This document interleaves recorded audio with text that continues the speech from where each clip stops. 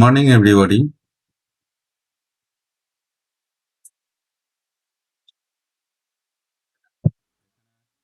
আমরা চার্টে চলে আসি।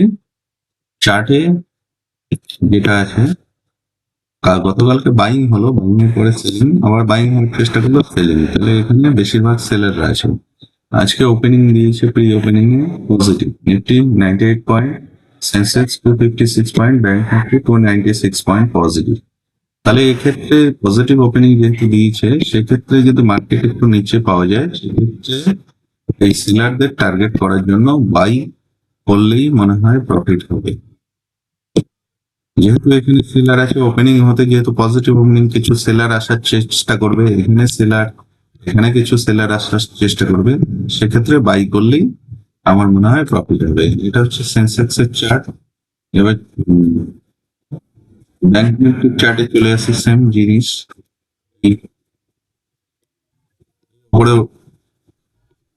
এখানে উপরে ওঠার চেষ্টা করলো কিন্তু পারলো না, নিচে নেমে গেল, আবার আলটিমেটলি নিচের দিকে গেল। তো এখানে গ্যাপ আপ ওপেনিং এ সেলারই আসার চেষ্টা করবে, সেক্ষেত্রে সবাই সেল করবে, সেক্ষেত্রে এটা বাই করলে হয়তো এটা প্রফিট পাওয়া যেতে পারে। তা এখন বাজার ওপেন হোক, তারপরে দেখা যাবে।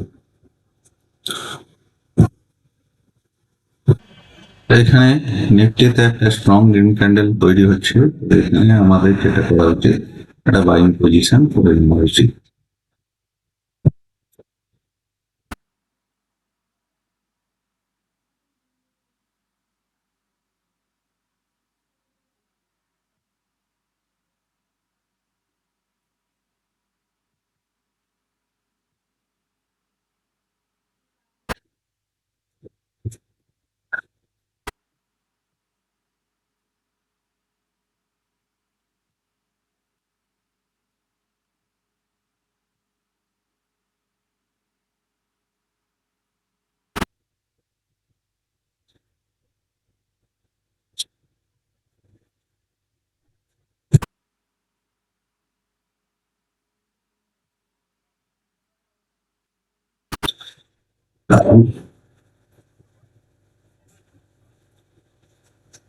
তো এখানে আমরা একটা বাইং পজিশন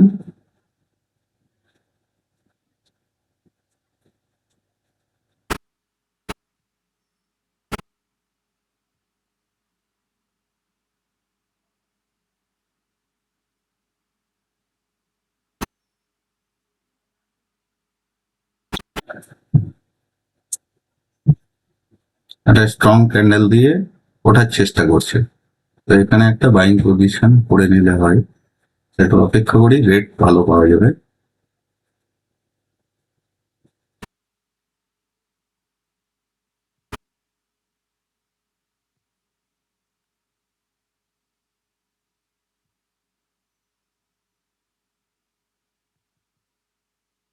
তো এখানে আমরা একটা বাইং পজিশন করে নিলাম।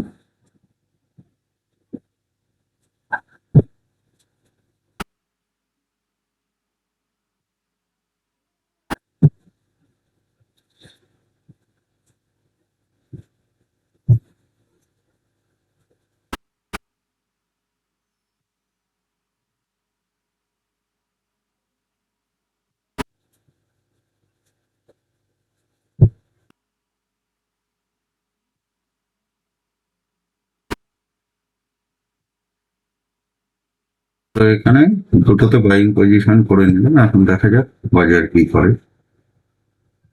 আমরা এখানে কিছুটা লসে, দেখা যাক কি হয়। প্রফিট এসছে, কিন্তু প্রফিট একটু বড় করার চেষ্টা করছি, তো দেখা যাক কি হয়।